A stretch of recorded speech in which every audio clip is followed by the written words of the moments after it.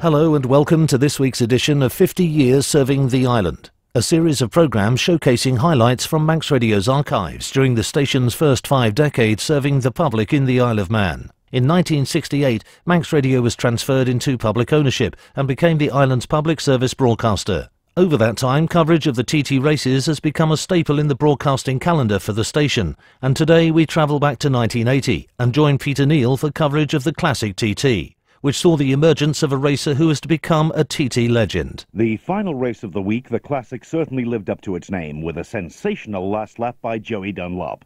But now, the start of the race. And away they go. The race has started.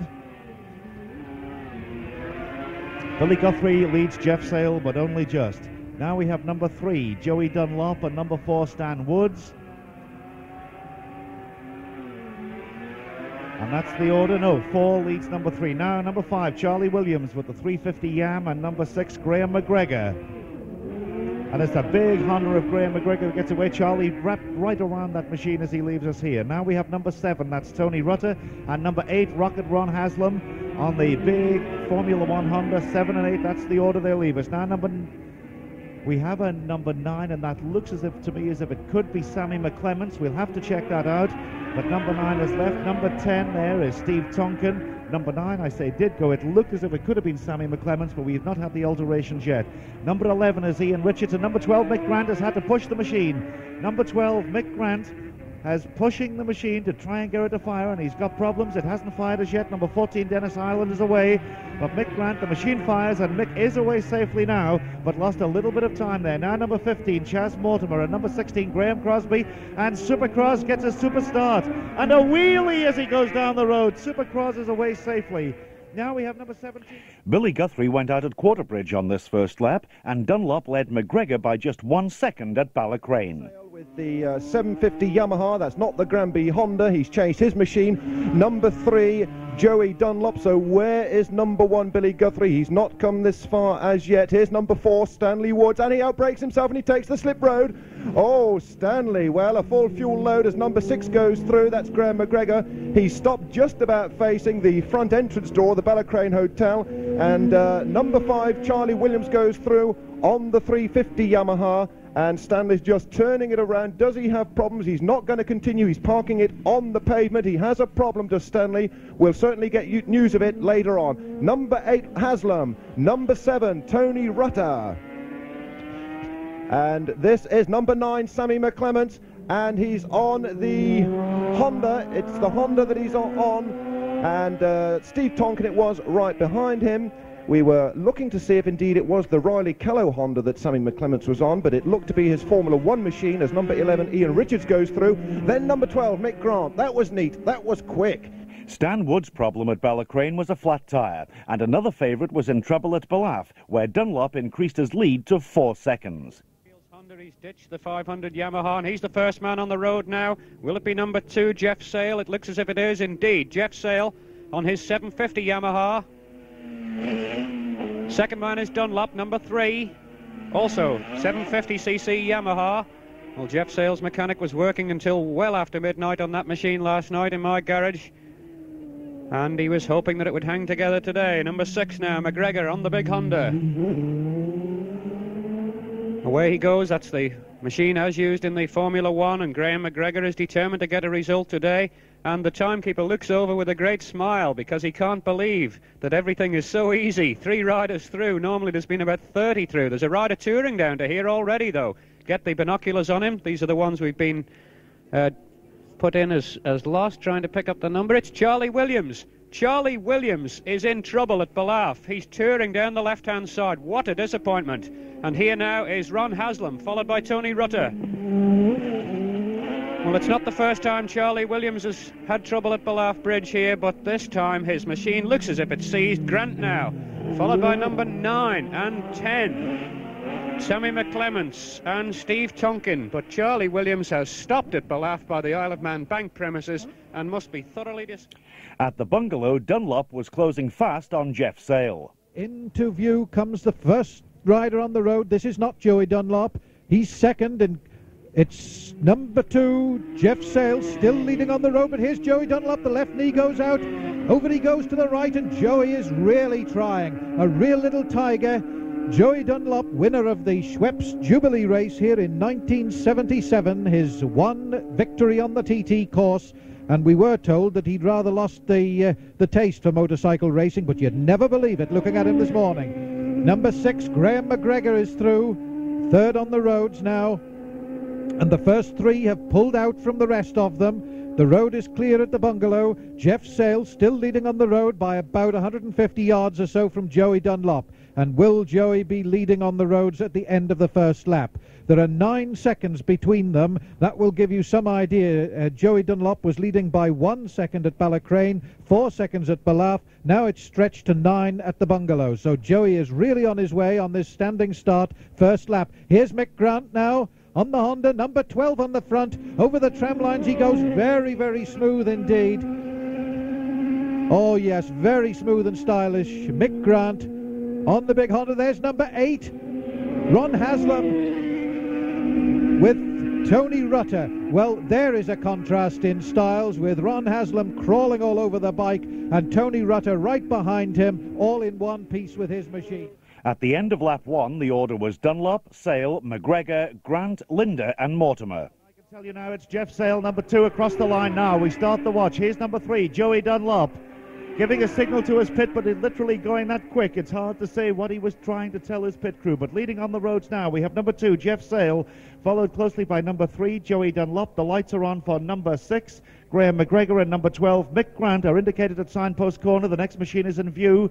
This should be number 6, Graham McGregor, with the big Honda. It is indeed. He crosses the line now. Charlie Williams joined Jeff in the commentary box at Ballaugh, and Jeff asked him what the problem was.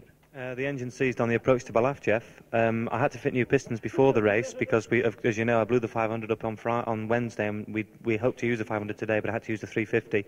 We fitted new pistons. I ran it pretty steady all the way to Ballacrane, and then everything seemed okay, so I started to give it its head on the approach down here, but unfortunately it seized. But I've managed to find a pub, haven't I? How do you reconcile a disappointment like that so early on in such an important race? Well, obviously it's very disappointing, but the thing is now that out of 4 races I've managed to win 2, so although I'm disappointed, it's not too bad. You know, it's some consolation from yesterday's results. What about this protest that's pending on the Formula 2 result? Well, I just got the news of that just before I started the race, and it's been thrown out, so we're okay on that one. So it's in the bag, 2 wins in the one day, and a total of, what, 9 wins altogether? That's right, yes, yeah.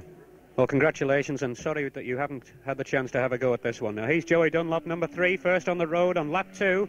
But having to stop for fuel probably at the end of this lap. They're going to have to stop twice, the big yams. Now Jeff Sale, and he'll have to do the same. And this will be very, very important indeed, because McGregor is on the 4-stroke Honda, and he should get by with just the 1 fuel stop. This is going to be very, very important indeed. But Graham McGregor had gone out at Bishop's Court with engine trouble. At the bungalow, Mick Grant was up into 3rd place on the roads. But here's a man that's chasing them, number 12, Mick Grant.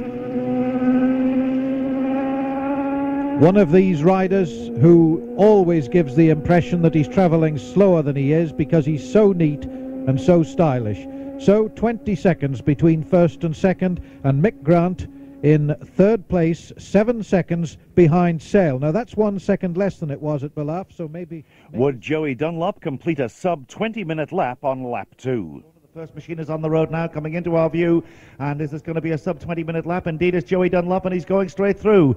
Number 3, Joey Dunlop, is straight through, and we'll get an unofficial time for that very shortly. Here's the second machine on the road. It's number 2, and this is Jeff Sale, and Jeff Sale is into the pits for his fuel stop just to our right. Let's see, the pit work here stops absolutely level with his pit, and straight away the petrol being poured in. The scrutineers very quickly on the scene to check over the machine, the visor being wiped, the fairing being wiped, and that looks like a very quick stop there for Jeff Sale, and Jeff Sale is away very quickly indeed. Mick Grant, number 12, is indicated at signpost corner, and we have an unofficial lap time. The time was 19 minutes 53 seconds, 113.85 miles per hour, and Dunlop was still going well at Ballaugh. 3, Joey Dunlop on his 750 Yamaha with a monster tank which kidded everybody, and obviously hoping to squeeze 3 laps out of it. Well, it must be a little bit worrying, because 3 laps round here, 113 miles, the way they do it, only about 10 or 12 to the gallon, the 750 Yamaha. But Dunlop must be confident of doing it. He's too experienced a rider not to know that a gamble round here is not worth taking just for fuel. And Jeff Sale, of course, going the other way, a smaller tank, and stopping twice.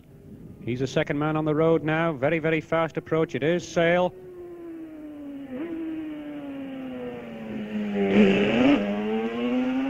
And he'll have seen McGregor up the road and be disappointed to see that his teammate has stopped at Bishop's Court.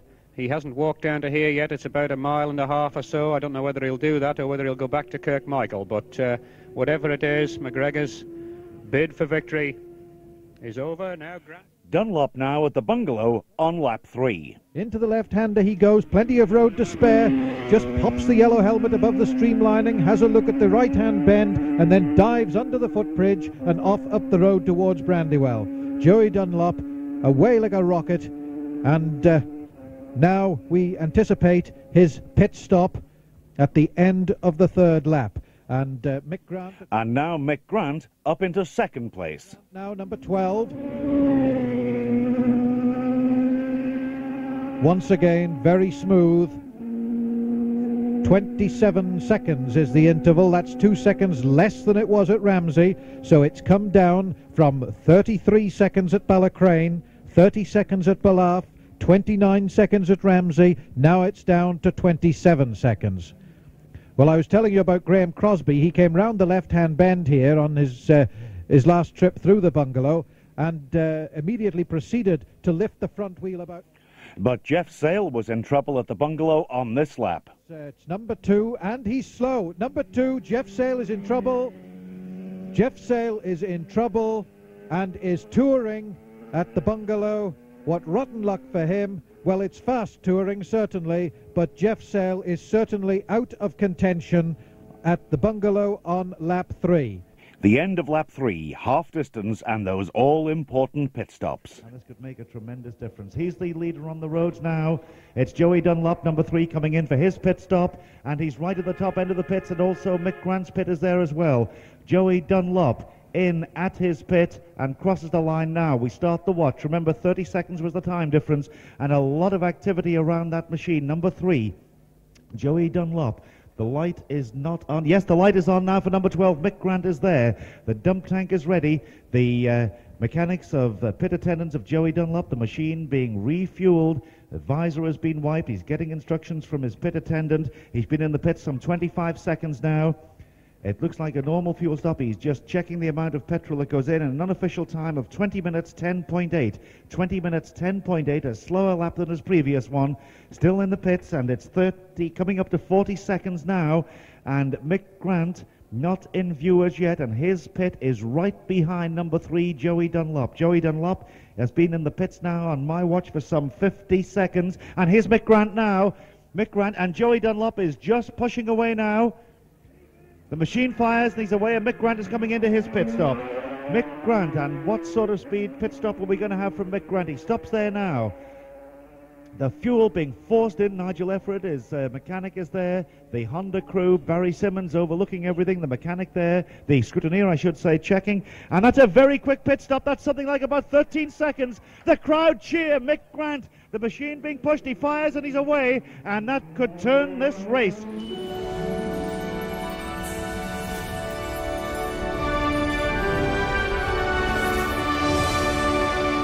You're listening to 50 Years Serving the Island, a series showcasing highlights from the Manx Radio archives from the station's first 5 decades as the Isle of Man's public service broadcaster. Today we join Peter Kneale for highlights of a race which saw the start of the dominance of the TT course by the man who is to become known as the King of the Mountain. Grant led Dunlop by 12 seconds at Ballacrane. What would it be at Ballaugh?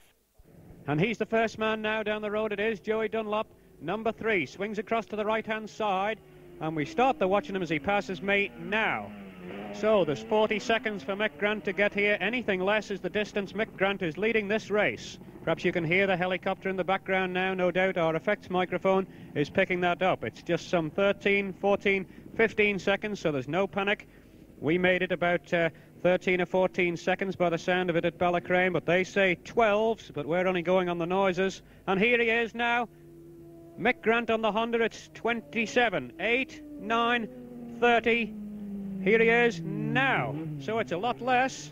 It's a lot less. It's 32 seconds after Dunlop, so the distance that Mick Grant is in the lead is 8 seconds. Just slightly over 8 seconds, about 8.4 seconds is the distance between Mick Grant and Joey Dunlop in Grant's favour. The time difference at Ramsey was down to 7 seconds. Now the bungalow. The tail end of the machine snaking viciously as he applies the power and accelerates away from the right-hand half of this S-bend. And now we wait for Mick Grant. The watch is started. What an interesting race we've got here. And remembering that they have just completed the mountain climb, and here is Grant now. He's quick. He's through the bungalow, and in fact he is 8 seconds in the lead. Mick Grant leads by 8 seconds, so he has retrieved one of those seconds since Ramsey. On the mountain climb from sea level up to about 1,350 feet in about 6 miles, Mick Grant has pulled back a second of his lead, or increased his lead by 1 more second, and now leads number 3, Joey Dunlop, by 8 seconds. So at the end of lap 4, Dunlop had pulled back that 1 second. Around about 50 seconds from signpost corner, but here is the leader on the road, Joey Dunlop, number 3 with the 750 Yamaha. Some of the crowd on the grandstand already getting to their feet. He crosses the line. Now we start the watch, and we've got 50 seconds to wait. Number 12, Mick Grant, indicated at signpost corner. Obviously, number 8, Ron Haslam, not there as yet. These two leaders on the road and leading the race. A tremendous gap they've opened up. It's 15 seconds now. And number 12, the light gleaming there. Everyone looks up towards the Governor's Bridge dip, and the view we have this year, we can see them virtually sweeping out of the dip. A machine is in view, and this is Mick Grant.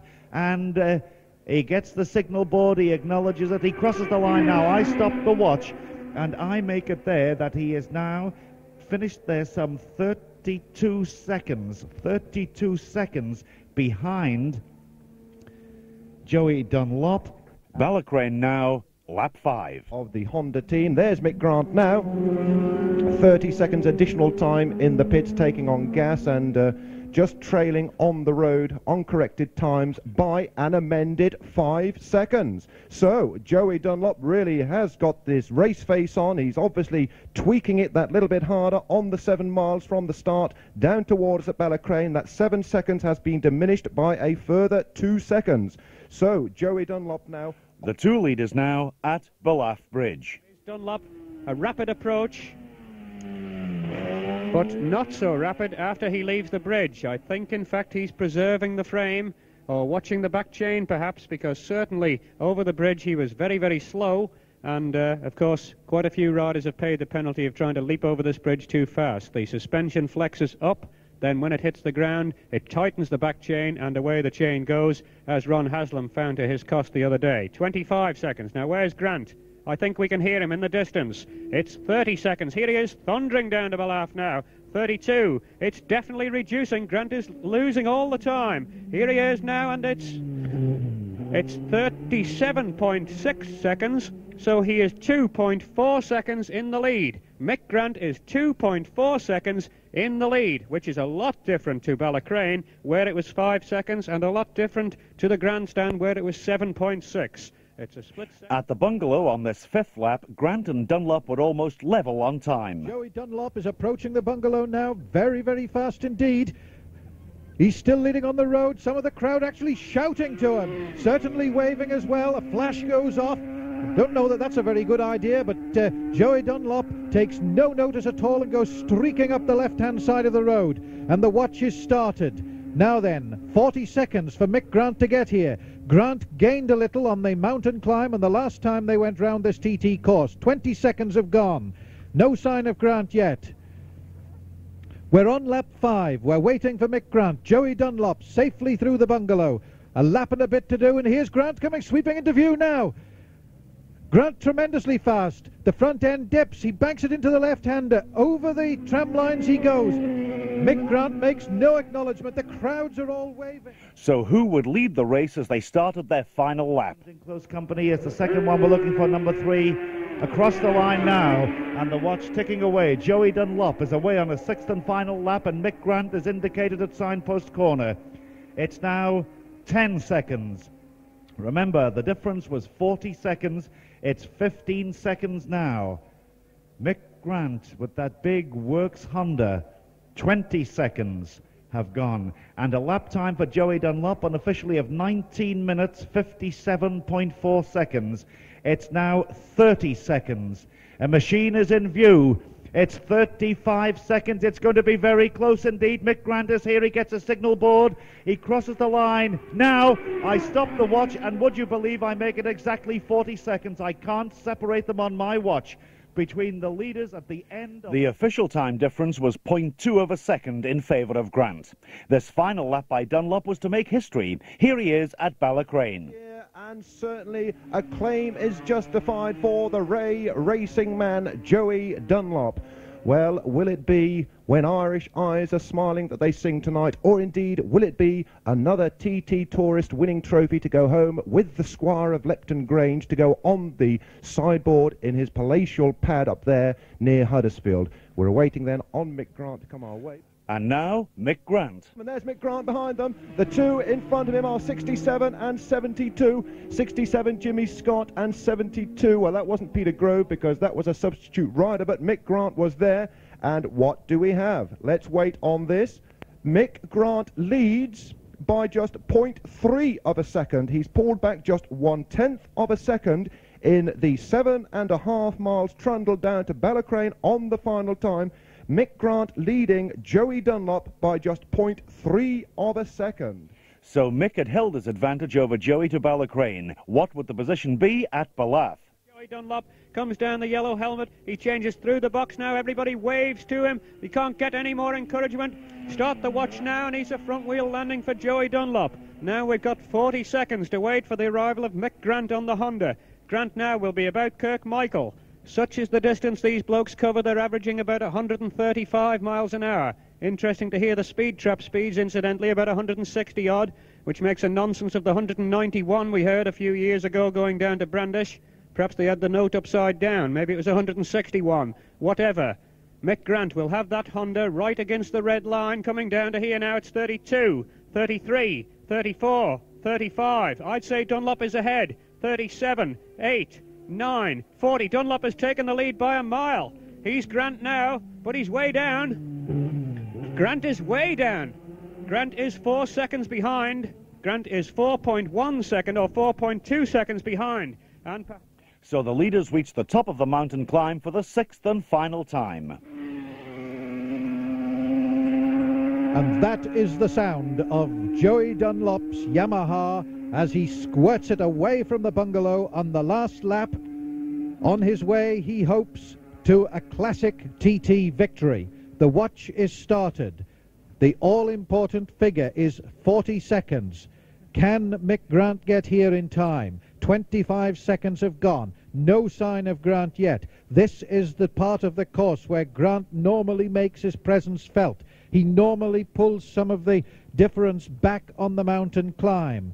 But Joey Dunlop is still leading the race. 40 seconds have elapsed, and there is still no sign of Mick Grant. Here is Grant now. He's streaking into the bungalow. The red streamlining and the white helmet. Over the tram lines he goes.